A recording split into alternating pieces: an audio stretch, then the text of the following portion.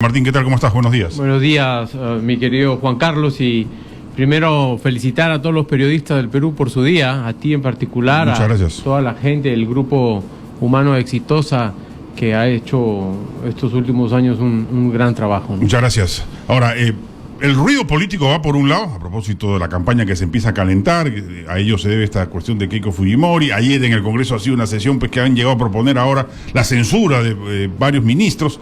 Y mientras eso ocurre, la economía anda sufriendo. Bueno, sufre en el Perú y sufre en el mundo. Sin duda no podemos desligar el ruido político del desarrollo de la economía y del desarrollo de las inversiones. Es evidente que esto en el corto plazo lo podemos desfasar, pero en el largo plazo se junta, ¿no? Ahora, y hoy día que la economía cae, que la confianza cae, que las inversiones caen, es realmente preocupante lo que está pasando en Las Bambas. A eso iba. Donde hay 10.000 millones en juego, ¿no? Ahora, es el proyecto minero más grande de la historia del Perú. ¿Es exacto decir eso? No tanto, ¿no? No sé, pero está, si digamos, que en las entre los grandes dos ligas. o tres, de todas maneras, ¿no? Ahora, supuestamente Las Bambas, y eso lo comentaba ayer, ha sido siempre un punto de referencia para cualquier discusión, como el proyecto emblemático de la minería y sus buenas relaciones con el entorno social. ¿Qué pasó al final? Bueno, y sin duda lo ha dicho el propio gobernador de Apurímac, lo han dicho los alcaldes distritales, y realmente creo que tenemos que empezar lamentando la pérdida de vidas humanas. Han habido 3 fallecidos, y quiero reiterar, no existe en el Perú un proyecto político ni económico que justifique que un peruano muera en manos de otro peruano. Y desgraciadamente hoy día sumamos una víctima más, que es un policía fallecido en un accidente de tránsito, escoltando un convoy de 40 vehículos hacia el Cusco, ¿no? Entonces realmente nos sentimos dolidos como peruanos y nuestras condolencias a sus familias. Es evidente que hay una situación compleja cuando tú tienes 18.000 trabajadores en la etapa de construcción y vas a pasar a 4.000 o menos, inclusive 3.500, 4.000 me parece que son los que van a quedar. Y hay intereses económicos de aquellos que han estado disfrutando, digamos, de este negocio que significa atender a 18.000 personas. Hay hoteles, restaurantes, transportistas, que creo que hay que buscar la manera de atender. Pero lo que no podemos dejar, Juan Carlos, es una reflexión y decir qué país queremos hacia adelante. Queremos este país lleno de violencia, de muerte, de destrucción, donde ya sabemos, porque hemos vivido 25 años de violencia, que genera y a dónde termina, y hemos pasado décadas y todavía no cerramos las heridas. O queremos un país de diálogo, de paz, de generación de empleo, de inversión con respeto al medio ambiente, a las comunidades, a toda la normatividad, que creo que es lo que hoy día podemos, y tú decías, pensar en que Las Bambas ha sido un referente, ¿no? Hoy día, donde tenemos un mundo que va parándose de a poquitos, que creemos que el 2016 se va a reactivar el mundo, yo no tengo duda que el Perú va a salir más rápido y va a salir mejor que muchos otros países. Pero no podemos desperdiciar oportunidades como esta. Son 10.000 millones de dólares. Aparentemente se ha resuelto, o se ha tranquilizado el tema en la zona. Porque yo espero no solamente que dure, sino que no vuelva a aparecer violencia, ¿no? Pero permíteme dar un ejemplo que son 10.000 millones de dólares, porque a veces es difícil imaginarse, claro, lo que es. Es el presupuesto de 3 años consecutivos de lo que hoy día recibe Esalud. Es decir, Esalud puede curar 10 millones de asegurados durante 3 años. Eso es 10.000 millones de dólares. O sea, podríamos curar a 1/3, preocuparnos de la salud de 1/3 de la población del Perú durante 3 años. Eso es 10.000 millones de dólares. Entonces no podemos darnos el lujo de dejar de lado esta situación.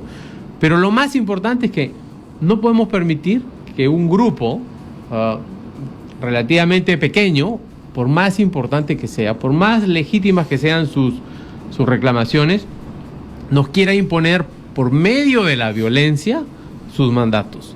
O sea, nosotros tenemos que dialogar, por supuesto que con quien tienes que dialogar. El Estado está organizado políticamente con presidentes, congresistas, alcaldes, gobernadores. Hay que dialogar con los gobernadores y con los alcaldes. Con las comunidades campesinas también. Son gente que ha sido elegida, que tiene cierta representatividad. Pero estos frentes de defensa que nadie ha elegido, es bien cuestionable que tengamos que conversar con ellos frente a una posición de violencia. Eso es lo que no podemos permitir. Ahora, pero en este caso yo creo que hay un matiz distinto a otras protestas. Como tú bien lo has adelantado, habría una situación vinculada a la merma económica y laboral producto del cambio de fase de la empresa, que pasa de ser preparatoria a ya operativa, digamos. Y ahí evidentemente disminuye ostensiblemente el número de trabajadores. Se ha mencionado también un lío con los transportistas, con los hoteles de la zona, etcétera, que han querido hacer sentir su voz. ¿No serían, pues, estos radicales antimineros los que habrían movilizado a la población? Porque aparentemente, según lo conversado con todos los alcaldes y el propio gobernador regional, nadie es antiminero. Yo creo que se van sumando inmediatamente aquellos que no quieren el desarrollo de la minería o, por lo pronto, se oponen a proyectos de esta naturaleza que van a beneficiar a todo el país. Yo veía las imágenes, Juan Carlos, y era evidente que bajaban cientos de personas en fila india, doble, ¿no? Perfectamente alineados. O sea, yo no tengo duda que hay la participación activa del etnocacerismo, es decir, y esto puede nacer con cierto malestar y se van sumando rápidamente. Y se suman es evidente que hay un modelo disruptivo que se ha manifestado en Conga, en Tía María, ahora se manifiesta acá, que está muy frente a agresiones violentas. Nada tiene que ver con los legítimos reclamos que pueden existir, que hay que atenderlos y que hay que conversar con la gente que debe ser el interlocutor válido. Pero otra cosa es el uso de la violencia para que nos impongan determinada forma de pensar o modelo que ellos quisieran. Ahora, en este caso, la empresa ha sido abandonada por el Estado, que es una queja permanente del sector minero, sobre todo, señalando que el Estado le endosa la resolución de los problemas sociales cuando la empresa propiamente dicha no es la llamada a hacerlo, ¿no? A ver, yo no quiero pronunciarme en particular si el Estado ha abandonado o no a la empresa. Lo que es evidente es que la sensación que tenemos todos los ciudadanos es que el Estado está lejos de las necesidades de nosotros. Está lejos en el tema de seguridad ciudadana, está lejos en el tema de salud, está lejos en el tema de educación. Reconozcamos que hay esfuerzos importantes, hay un esfuerzo importante en educación de este gobierno, pero en general el Estado está lejos. Mientras más lejos de las ciudades, del ámbito urbano, menos Estado encontramos. Sí, claro. Es decir, encontrar una comisaría en un pueblo de la sierra pueden ser 4, 5, 8 horas o 4 días. Entonces es evidente que el Estado está lejos del ciudadano y a veces también es muy lento para reaccionar. Claro, es decir, y en esa circunstancia señales social, cualquier paso que dé pues un monstruo de la magnitud de las Bambas es altamente sensible, ¿no? Entonces aquí la empresa de las Bambas, y él nos reconocía que no había habido una comunicación correcta de estos dos cambios que se habían dado, de la eliminación del mineroducto y el traslado de la planta de procesamiento de molibdeno, que si bien él consideraba que en ambos casos estaban perfectamente controlados en términos ambientales, y que es más, la planta de procesamiento era una quinta parte de la que ya existía de cobre ahí, en el mismo lugar, digamos, sí reconocía esa mala comunicación. Entonces, sí, claro, para ellos puede ser un 20%, no, si es el 20%, pero para la población, pues es... Pero ni siquiera el 20%, Juan Carlos. Para que tengamos idea de magnitudes, la planta, y lo he escuchado creo en la entrevista que tú hiciste, la planta grande va a procesar 140.000 toneladas, 140.000 de cobre. Miles, ¿ya? Y la de molibdeno son 35 a 40 volquetes. Mientras uno son 140.000 toneladas, el otro son 35 a 40. Es evidente que 35 a 40 toneladas, no miles de toneladas. Entendí 35.000 toneladas. No, 35 a 40 toneladas. Claro, entonces estamos hablando de centésimas partes. Sin duda. Entonces, creo que no es material. Sí creo que el tema del mineroducto puede tener un impacto mayor, pero nuevamente hay que dialogar, hay que conversar. No podemos venir y tratar de imponer por la fuerza las ideas y los pensamientos de un determinado grupo, que yo creo que la gran mayoría de peruanos lo que quiere es inversión, empleo, que sigamos avanzando, que los jóvenes tengan esos sueños de salir de la universidad, encontrar trabajo, como dicen ellos, generarme mi propia chamba, seguir prosperando. La gran mayoría de peruanos quiere eso. Es evidente que en un proyecto de esta naturaleza tenemos que preocuparnos de la comunidad inmediata, el Estado de la mediata, ¿Y quién se preocupa el resto de los peruanos? Porque no es que lo que hay en las Bambas le pertenece a las 7, 8, 10 o 20 comunidades que hay ahí. Es de todos los peruanos. Pero el problema, y ahí yo creo que las empresas mineras se equivocan, es que psicológicamente esa gente se cree propietaria de eso. Bueno, creo que siente que por una cuestión casi impositiva le están permitiendo a una gran empresa operar ahí.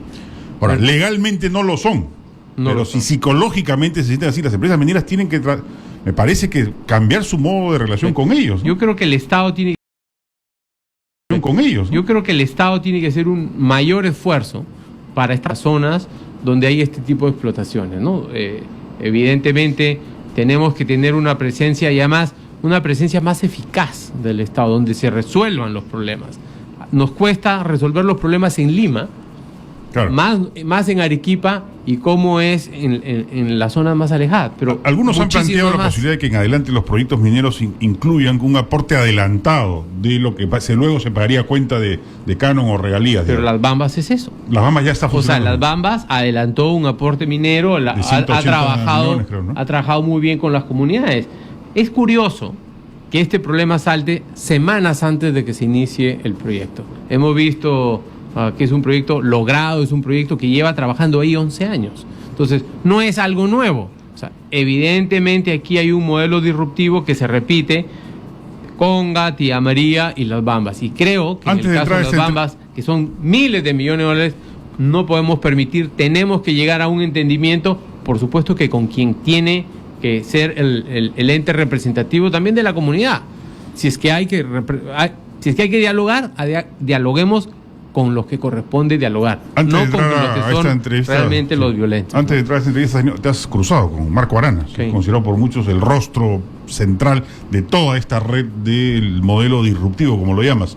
¿Conversaron del tema? Sí, bueno, él tiene una preocupación legítima por las comunidades, pero creo que lo importante es que se dialogue sin el medio de la violencia, que se dialogue tratando de entender que podemos tener diferencias, pero no podemos agarrarnos a pedradas y matarnos entre peruanos y que hayan 3 o 4 muertos. Eso es inaceptable, ¿no? Ahora, no es una mala señal del nuevo modelo de antitramitología. Estos informes, los ITS famosos, son a propósito de la nueva legislación que supuestamente desterraba parte de la tramitología para estudios de pacto inventar. Creo es el primer conflicto surgido a propósito de una iniciativa de ese tipo, ¿no?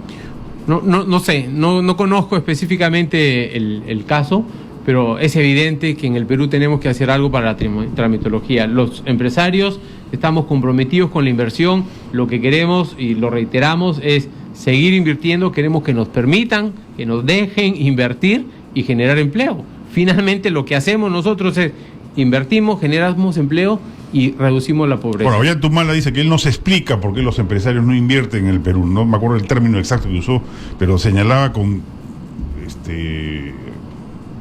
recelo, casi las razones a su juicio inexistentes de por qué los empresarios hoy en día se chupan y no invierten, ¿no?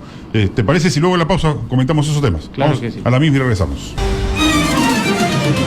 9 de la mañana con 38 minutos, somos Radio Exitosa 95.5 FM, conversamos con Martín Pérez, presidente de la CONFIEP. La pregunta que quedó suelta, Martín, fue, evidentemente estamos en un proceso de desaceleración, algunos indicios podrían indicar que ya por lo menos nos hemos estacionado, pero en el caso peruano en particular se complica porque se nos viene un horizonte que podría ser grave con el tema del fenómeno del Niño. En esa circunstancia, concluido ya el periodo de decretos o de normas dadas por el gobierno en materia económica, ¿crees que se ha hecho lo suficiente y se está haciendo lo propio respecto al fenómeno del Niño de parte del Estado?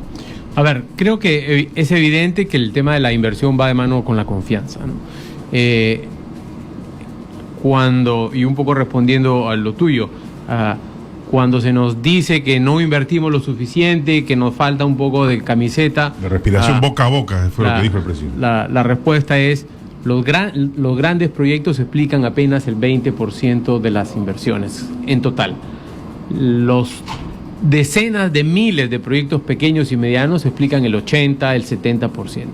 Entonces, tenemos que transmitirle esa confianza, no a los 20, 30, 50 o 100 o 200 empresarios más importantes, sino a estos cientos de miles de empresarios que invierten en un chifa, en una bodega, en una cabina de internet, que de alguna manera que cuando no se sienten muy seguros, posponen sus decisiones de inversión. Por eso es importante el tema de la confianza. ¿Se explica solo por las elecciones? No, y también el ruido político, como te decía, en el corto plazo podemos manejarlo independientemente y eso retroalimenta negativamente las expectativas, ¿no? Si a esto le metemos ruido político excesivo, entonces la gente se vuelve mucho más cauta y pospone su decisión de invertir. En el Perú, y hay que decirlo, el inversionista mediano y pequeño no tiene costo. El riesgo país es cero, digamos, o sea, porque no tiene dónde ir a invertir, no se va a ir a Chile, no se va a ir a Estados Unidos, no se va a ir a Europa. Entonces, lo que tenemos que dar es tranquilidad, generar las condiciones para que la inversión nuevamente fluya. Ahora, sí es cierto que ante uno electoral, uno siempre mira. O sea, esto no es un tema de nacionalismo, como decíamos, es un tema de sentido común. La gente que tiene acceso a un determinado capital que ha guardado o ahorrado, lo cuida. Entonces quiere que tenga el mejor resultado en su inversión en el futuro. Ahora, al recambio electoral se suma la incertidumbre política también. Ayer hemos visto al propio Congreso. El Congreso no discute las reformas electorales que se están pidiendo, por ejemplo, y se aboca a generar zozobra por gusto. Ayer han planteado una moción de censura contra varios ministros. Sí, sobre 3 ministros. Claro. Me parece que es... La ministra de Energía y Minas, del Ambiente y del Interior. Me parece que es excesivo. Hay quienes lo consideran como una falta de respeto. Yo me imagino que los ministros tienen que haber coordinado con alguien en el momento de su retiro. Y si no fue así, creo que con unas disculpas debiera poder seguir adelante estos 3 ministros. O sea, censurar 3 ministros en una coyuntura actual no es lo que el país necesita. No es la generación de tranquilidad, sino nuevamente más incertidumbre sobre el tema, y creo que no amerita la censura una situación de esta ¿El Congreso se ha convertido en una institución que da tranquilidad a la comunidad inversora del Perú o por el contrario? Bueno, es una pregunta complicada porque el Congreso es un ente político, netamente político. Yo creo que el presidente del Congreso actual está haciendo unos esfuerzos importantes por dar tranquilidad. En general, el tema político está exacerbado. Los últimos años hemos tenido enfrentamientos importantes entre la bancada oficialista y las bancadas de oposición. Y yo creo que el Congreso tiene, por ejemplo, ahora un tema que podría revertir esta percepción de que no se aboca a temas importantes tocando el tema de las reformas políticas, ¿no? Es evidente que ya todos los peruanos queremos reformas. O sea, no podemos seguir teniendo candidatos con los perfiles que han llegado al Congreso. Necesitamos democracia interna en los partidos, revisar el tema del voto preferencial, el tema del financiamiento público, la designación de funcionarios. Es importante que lo digas tú, además, como representante de un gremio empresarial que supuestamente para el imaginario se aboca exclusivamente a velar por sus intereses económicos, y que en este caso exprese una preocupación ciudadana, digamos. Totalmente, ¿no? Totalmente, porque uno de los grandes problemas del país es la falta de institucionalidad, y nosotros tenemos que apoyar como empresarios a que esta situación cambie. Necesitamos partidos políticos fuertes, partidos políticos transparentes. Mi posición personal es que los aportes privados a los partidos políticos deben ser transparentes, que vayan no solamente en etapas electorales a los partidos. ¿Por qué no apoyar a los partidos en su desarrollo durante años? Es lo que deberíamos tener todos los ciudadanos como objetivo. No podemos tener gente que salte a la política solamente en el momento de elecciones. Ojalá los políticos tuvieran de profesión político. Claro. Eso le daría estabilidad institucional al país. En las Bambas, por ejemplo, por mencionar el caso último que hemos hablado, no hay partidos. No hay partidos. No hay con quién coordinar. O sea, bueno, eso pasa en muchos sitios del Perú, ¿no? O sea, no hay una presencia partidaria importante. Nuevamente, donde hay concentración de decisiones políticas y económicas es donde encuentras tú la presencia de los partidos.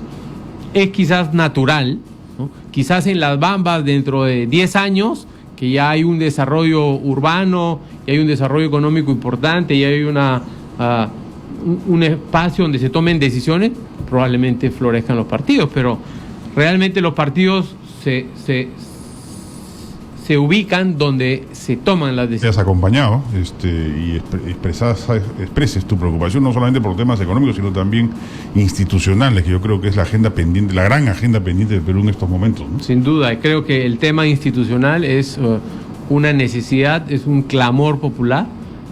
Creo que el tema de la informalidad también lo es.